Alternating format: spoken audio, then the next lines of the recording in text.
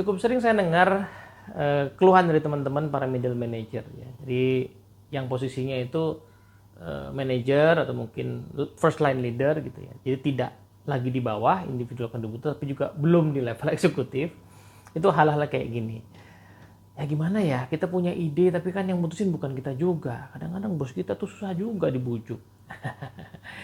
Kemudian ya gimana, saya mau kerja keras juga, tim saya tuh banyak yang belum kompeten. Nah gimana juga ya, orang kita anggaplah saya punya wewenang di tim saya, tapi kan tim saya nggak bisa kerja sendiri, butuh tim-tim lain. Nah mungkin yang lain lagi adalah, gimana, kenyataannya market yang saya layani ini juga situasinya lagi berat. Lagi demand-nya lagi turun, marketnya juga kita kadang nggak kenal. Nah, keluhan kayak gini itu sepertinya variatif ya. Yang satu soal tim member, satu soal tim lain, satu soal atasan, satu soal pelanggan. Tapi sebenarnya kalau ditelaah, akarnya itu sama. Apa tuh akarnya? Dan sebenarnya apa yang bisa dilakukan untuk mengatasi hal ini? Kita akan bahas di video kali ini.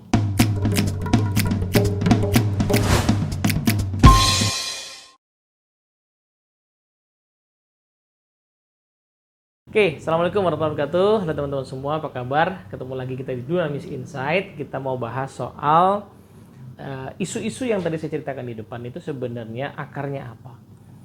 Nah, ada satu konsep menarik yang dibahas di bagian awal buku The 7 Habits of Highly Effective People ya. Saya bilang ini buku yang memang sangat fundamental untuk kepemimpinan ya, di level apapun. Jadi setiap level pasti akan punya kekhasan skill kepemimpinan yang sangat spesifik, tapi fondasi dari seluruh proses kepemimpinan itu bisa dipelajari di buku 7 Habits ini. Apakah kita memimpin diri sendiri ataupun kita memimpin orang lain. Bahkan memimpin perusahaan juga termasuk. Nah, salah satu tema sentral di 7 Habits adalah satu tools yang dikembangkan oleh Stephen Covey, namanya adalah dua lingkaran ya. Jadi beliau menggambarkan bahwa di dunia ini itu banyak sekali hal-hal yang hanya bisa kita pedulikan, dalam arti kita pikirkan, kita renungkan, kita keluhkan, kita khawatirkan, kita cemaskan. Tapi nggak bisa kita kendalikan secara langsung. Situasi politik, ekonomi, itu yang gede-gede ya, situasi global itu yang gede-gede. Yang kecil-kecil ya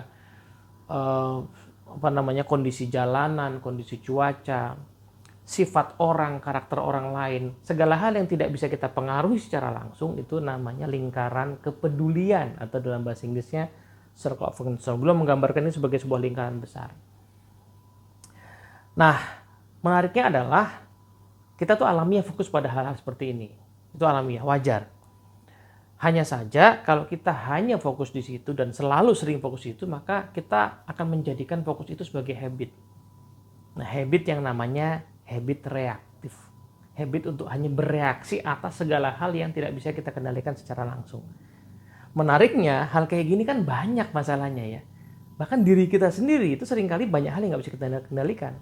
Misalnya ya, apa yang terjadi di dalam tubuh kita ini tidak sepenuhnya bisa kita kendalikan kan. Kalau bisa kita kendalikan enak banget ya.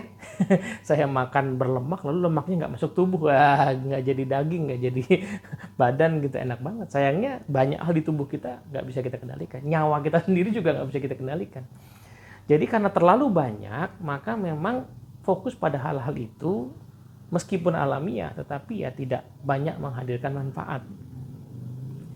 Dan dalam banyak hal ya, kita manusia itu kan diberi kebebasan, karenanya kita bisa dimintai pertanggungjawaban atas kebebasan itu.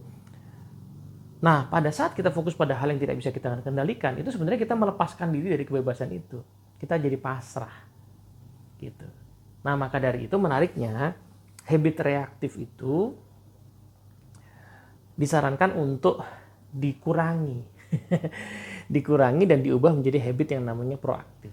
Apa tuh habit proaktif? Habit untuk mengambil kembali tanggung jawab atas diri kita sendiri.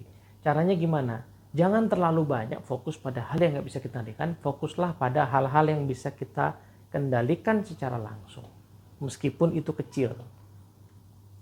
Nah, contoh, saya nggak bisa mengendalikan cuaca panas.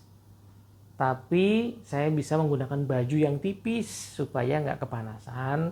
Saya bisa bawa payung, saya bisa nggak usah kemana-mana ya kalau nggak perlu-perlu amat daripada kepanasan ya.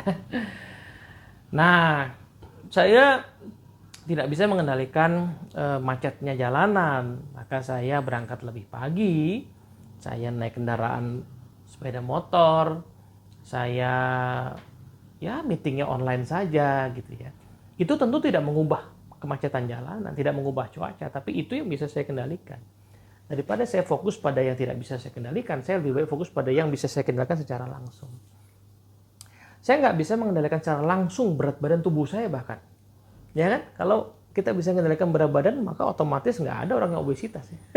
Makan banyak tapi tetap langsing. Nah, kenyataannya kan makan banyak konsekuensinya pasti berat badan meningkat. Nah, karena saya nggak bisa mengendalikan berat badan tubuh saya, maka saya fokus pada yang bisa saya pengaruhi. Apa itu? Apa ya kira-kira ya yang bisa membuat berat badan saya terkendali supaya lebih sehat? Oh, gerak saya tambah, makan saya coba atur, saya ganti habitnya, dan lain sebagainya. Nah, apakah kalau saya olahraga, saya makan, maka pasti mengubah berat badan saya secara langsung? Tentu tidak. Ya, tidak. Ada prosesnya. Tetapi itu yang menjadi fokus orang yang proaktif. Orang yang bertanggung jawab atas dirinya. Gitu ya. Nah, segala hal yang dikeluhkan kawan-kawan kita tadi di awal video yang saya sebutkan itu adalah hal yang wajar dan alami terjadi. Dan itu menandakan bahwa mereka sedang fokus pada hal-hal yang tidak bisa dikendalikan. Apa tadi contohnya? Kompetensi anggota tim. Kan nggak bisa langsung dikendalikan, ya kan? Kita pencet tombol dia kompeten, kan nggak bisa. Karakter dari atasan, karakter dari tim-tim lain, ya kan? Karakteristik dari pelanggan, pelanggan nggak bisa dikendalikan secara langsung. Maka secara alamiah kita bereaksi atas hal itu wajar, tetapi jangan sering-sering. Kenapa? Karena artinya kita melepaskan tanggung jawab dari situasi itu. Padahal kita dikasih pikiran, perasaannya. Manusia itu kenapa bisa dimintai pertanggungjawaban secara moral ya? Moral itu hanya ada di manusia ya, tidak ada di hewan ya. Karena manusia diberi ya some degree of freedom ya. Satu ruang kebebasan yang sebenarnya bisa cukup besar juga. Gitu. Nah, ruang itulah yang namanya lingkaran pengaruh, circle of influence. Memang dia lebih kecil daripada circle of concern, ya. Tetapi disitulah sebenarnya peluang kita untuk maju, mengambil kendali. Saya memang tidak bisa mengendalikan kemampuan tim saya secara langsung. Maka apa yang bisa saya lakukan untuk kemampuannya meningkat? Saya latih dia, saya ajak dia belajar, saya dampingi, saya mentoring, dan seterusnya. Tapi saya nggak tahu cara mentoring. Berarti kemampuan mentoring saya itu masih di lingkaran kepedulian juga. Nah, lingkaran pengaruh apa? Saya luangkan waktu buat belajar. Saya cari bukunya, saya ikut training, saya belajar, saya cari videonya, dan lain sebagainya. Saya nggak bisa mempengaruhi karakteristik dari tim-tim lain. Kesibukan mereka, sifat mereka, hobi mereka, kesukaan mereka, nggak bisa. Tapi saya bisa mempengaruhi apa? Nanti di 7 Habits itu ada konsep namanya rekening bank emosi. Jadi sebuah usaha untuk meningkatkan kepercayaan dengan orang lain, caranya adalah dengan mencari tahu apa tindakan yang bisa saya lakukan yang bikin dia happy. Sederhananya begitu. Oh, dia kalau diajakin ngobrol di kantor ngomongnya formal jadinya transaksional. Ternyata dia suka ngopi, saya ajak ngopi ah. Barangkali lebih santai, lebih cair. Ntar saya curhatnya nanti di warung kopi aja. Nah, apakah pasti mengubah sifat dia? Mungkin tidak juga, tapi itu yang bisa saya lakukan. Tapi saya nggak tahu sifat sukanya apa. Saya bahkan nggak ngerti dia itu bagaimana. Oh, berarti sifat dia betul-betul saya belum kenal. Pengenalan itu masih ada di lingkaran kepedulian. Maka apa lingkaran pengaruhnya? Kalau gitu saya follow IG-nya. Saya cari tahu dia sukanya apa, hobinya apa. Barangkali ada, ya kan? Atau nanti pas lagi sholat saya coba jalan bareng, saya ngobrol-ngobrol lah. Kali aja ketemu minatnya dia. Atau kalau meeting saya datang, saya ajak datang kira-kira 5-10 menit sebelumnya bisa ngobrol-ngobrol santai sebelum meeting dan lain sebagainya. Orang yang proaktif lebih senang fokus di hal yang bisa dipengaruhi, meskipun yang nggak bisa dipengaruhi itu banyak. Ya kan? Kita nggak bisa mempengaruhi pelanggan pasti secara langsung nggak bisa. Makanya ada ilmu marketing. Kenapa ada ilmu marketing dan akhirnya selling? Karena pelanggan tidak bisa dipengaruhi secara langsung. Dari dulu begitu.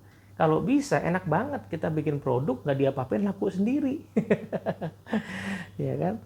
Nah, maka dari itu lahirlah ilmu marketing. Berarti kalau saya kesulitan mempengaruhi pelanggan, mungkin ada yang harus di-upgrade dari ilmu marketing saya, dari ilmu product development saya. Nah, marketing sendiri sub elemennya banyak ya. Kalau kita pakai misalnya ya, yang saya tahu ya,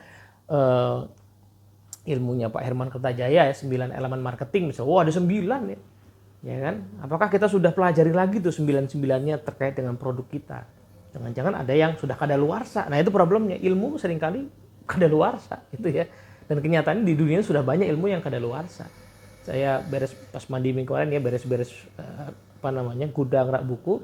Ternyata di rumah itu masih ada beberapa buku peninggalan kakak saya yang dulu pernah kuliah di IT tahun 2000-an. Ya, 2000 atau 90-an lah gitu ya. Itu buku udah nggak bisa dipapain. Mau disumbangin ke perpus juga nggak bisa karena udah nggak ada yang pakai sistemnya. Ya kan, akhirnya ya dikasih ke tukang loak ya. Mungkin nanti buat bungkus apa gitu. Akhirnya begitu. Karena sama sekali kadaluarsa. Nah, ilmu bisa begitu juga. Nah, jangan-jangan memang ilmu saya kadaluarsa harus di-upgrade. Nah, lingkaran pengaruh saya adalah mengupgrade. Tidak langsung tentu saja mengubah situasi, tapi itu yang bisa saya lakukan. Gitu.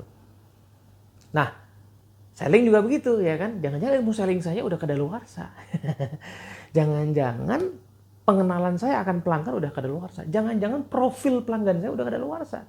Saya itu menganggap profil pelanggan saya ABC, padahal sebenarnya peluang lebih gedenya ada di DEF, di segmen yang berbeda. Jangan-jangan ada segmen baru yang lahir dan saya nggak tahu sama sekali.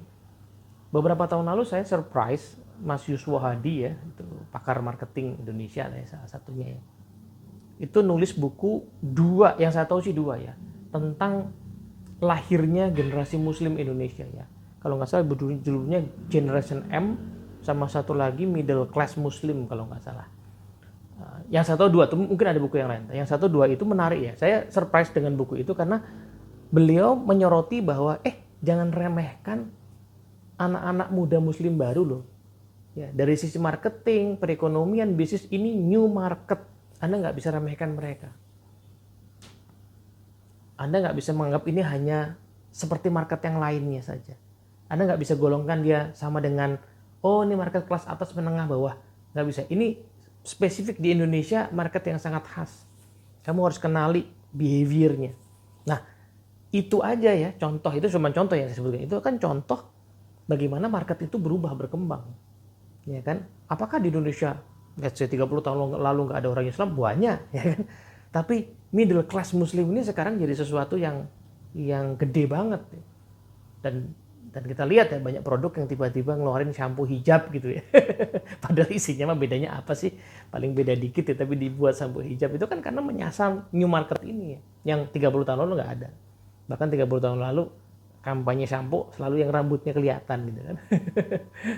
Nah, poin saya adalah pelanggan memang karakteristiknya dan segala macam itu ada di luar kendali kita. Maka, nah, apa yang dalam kendali kita adalah mungkin wawasan kita, gitu, ilmu kita. Nah, begitu juga dengan atasan. Jelas ya, atasan kita, perilakunya, karakternya, kebiasaannya tidak dalam kendali kita. Apa yang dalam kendali kita? Agak mirip dengan rekan kerja tadi. Apa yang bisa kita lakukan untuk mengenali profil perilakunya? Dia tuh akan setuju kalau saya masuknya lewat angle apa. Dia tuh akan kemungkinan setuju kalau saya kasih apa dulu informasinya. Saya kasih contoh lah, misalnya dalam ya kajian-kajian psikologi misalnya ada atasan yang modelnya adalah berpikir global, ada yang berpikir detail. Nah, seandainya atasan saya modelnya berpikir global dan saya berpikir detail, maka pas saya bawa proposal, kan saya bawa proposal detail nih, ya pasti nggak cocok. Karena saya bawa proposal pakai sudut pandang saya yang detail. Nah, kalau saya mencoba mengenali dan mengenal, oh dia tuh beda ternyata sama saya. Dia itu orang global dulu, konsepnya dulu. Ya udah, kalau saya mau mengenal dapat buy-in, ya saya harus membuat proposal yang tentu sedikit melawan kebiasaan saya, tetapi lebih cocok dengan karakteristik dia. Kebalikannya juga mungkin. Dan yang saya cerita ini bukan ngarang ya, ini curhatan peserta saya kira-kira beberapa minggu lalu lah ya. Jadi peserta saya ini manajer yang ngeluhnya kayak gitu ya. Dia punya bos yang sangat global, strategik, sehingga dia mau anak buahnya itu kalau mikir sesuatu, apalagi anak buah level manager, dia mau sangat thoughtful ya, sangat penuh perhitungan, mendalam, pakai konsep dulu. Dia sukanya begitu, dan anak buahnya modelnya kebalikannya, anak buahnya suka langsung eksekusi. Si anak buahnya bilang, ya bagi saya seperti inilah harusnya kerja gitu. Tapi kata bosnya, kalau kamu terburu-buru kayak gitu, maka kamu kemungkinan nggak mendalam. Gitu. Jadi ini kan perbedaan sudut pandang aja menurut saya.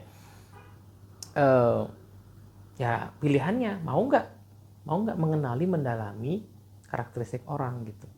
Manusia itu ada polanya, manusia itu ada pintu masuknya. Sadari aja diri kita sendiri, kita juga punya pintu masuk kok. Misalnya, kenapa kita nggak mau jajanin anak orang tapi mau jajanin anak sendiri? Ya. Kan sama-sama anak ya, sama-sama manusia. Tapi somehow ada cara anak kita menatap, cara anak kita bicara yang akhirnya kita luluh. Tapi kalau anak orang enggak, karena dia nggak tahu cara ngomong sama kita. Anak kita tahu gitu. Jadi poin saya adalah di antara banyak hal yang tidak bisa kita kendalikan, pasti ada some point yang bisa kita lakukan. Itulah sebabnya manusia dikasih kebebasan. Kebebasan manusia itu apa yang paling nyata? Pikirannya. Kita tuh dikaruniai akal, karena akal itu bisa dikelola sama kita. Betul, akal kita itu dipengaruhi wawasan, pendidikan, betul. Tapi kita juga dikasih kebebasan untuk mengakuisisi pengetahuan-pengetahuan baru. Saya orang psikologi, jadi sudut pandang saya sangat psikologi. Tapi saya juga tidak dilarang belajar manajemen, finance, bahkan ilmu geologi kalau mau, nggak dilarang kan, boleh-boleh saja, gitu. Nah, yang kedua adalah perasaan kita itu ada dalam kendali kita. Kita memang suka terstimulus, jadi baper sama omongan orang, betul. Nah, tapi sebenarnya perasaan kita tuh ada dalam kendali kita. Kita bisa kelola gitu ya. Saya baper dikasih feedback sama orang misalnya, ya itu wajar ya. Tapi supaya nggak baper terus gimana? Ya saya renungkan feedbacknya bener apa enggak. Ada benarnya nggak paling tidak? Ada benarnya nggak feedback itu sebenarnya? Lepaskan dari orangnya, ambil esensinya. Ada benarnya nggak feedbacknya? Jangan-jangan ada benarnya. Nah, artinya perasaan saya kan sebenarnya bisa saya kendalikan. Yang ketiga, kata-kata kita. Kata-kata kita tuh bisa kita kendalikan. Kita yang milih kata-kata. Betul ada logat, kebiasaan, kecenderungan kita ngomong. Tapi kita bisa menata, memilih mau ngomong apa, mau nanya apa, kita bisa milih. Yang terakhir tindakan, action kita. Itu juga ada dalam kendali kita. Nah, paling tidak 4 hal itu semua ada di kendali kita. Maka selalulah bergerak ya, menggunakan 4 hal itu untuk mengambil sesuatu yang ada di dalam lingkaran pengaruh. Ya kan? Oh, sifatnya dia nggak bisa saya kendalikan. Saya mau kendalikan apa? Pikiran saya, perasaan saya, tindakan saya, kata-kata saya. Dia menghina saya, itu nggak bisa saya kendalikan. Tapi saya bisa mengelola apa? Saya bisa mengelola perasaan saya bisa mengelola kata-kata saya. Saya tidak harus merasa terhina, saya tidak harus membalas dengan hinaan kembali. Itu artinya kita makhluk yang merdeka. Dan ini, kata Pak Stephen Covey, ini habit. Ini sesuatu yang butuh dibiasakan. Ini tidak sesuatu yang kita dengar, kita baca, lalu kita langsung alih. Enggak. Ini butuh dibiasakan. Sebagaimana tadi ya, reaktivitas itu adalah sebuah kebiasaan. Proaktivitas juga sebuah kebiasaan. Kita bisa ambil lagi alih kendali kita. Dan ini nanti akan menjadi fondasi dari seluruh pelajaran kepemimpinan apapun, tuh akan fondasinya ada di sini. Menariknya adalah lingkaran pengaruh yang tadinya kecil, kalau di exercise seringkali makin besar. Kita ambil contoh sederhana, jadi staff itu punya lingkaran pengaruh, masih kecil kan, dia bisa ngusulin proposal, dia ngusulin ide, tapi dia nggak bisa tanda tangan.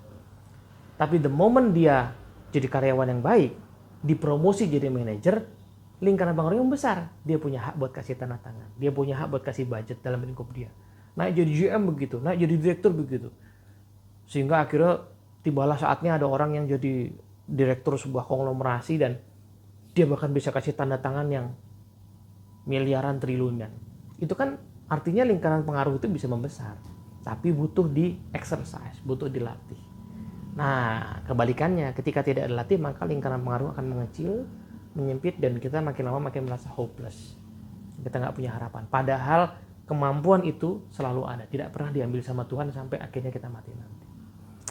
Moga-moga bermanfaat. Assalamualaikum warahmatullahi wabarakatuh.